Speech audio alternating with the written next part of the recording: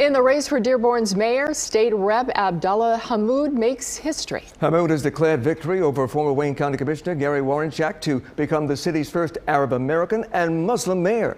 Fox 2's Taryn Asher is covering that race. It'd be one of the greatest honors of my life to be able to give back to the community that provided my family and myself everything. And it appears State Rep Abdullah Hammoud will be able to do just that. The 31-year-old will become the first Arab American mayor to lead the city of Dearborn. Hammoud, who ran a massive campaign, outspending and endorsed more than his competitor, former chair of the Wayne County Commission, Gary Warrenchak.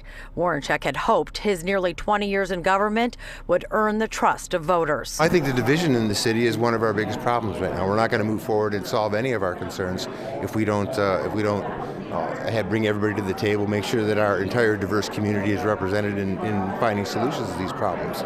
A message both candidates spread to voters, but a majority responding to Hammoud, who claims he brings a fresh perspective.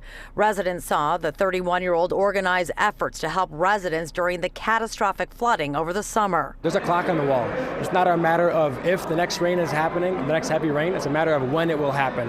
And so we have to put together a short, mid, and long-term strategy to address the infrastructure issues to mitigate the flooding for residents all across our city. Hammoud has also promised to tackle high property and millage rates, along with reckless driving, both of which he says are pushing families out of the city. So when police officers came out with the startling statistics that although they have the same number of officers on staff, they have far fewer that are patrolling our neighborhoods, and that is an issue that we have to address on day one.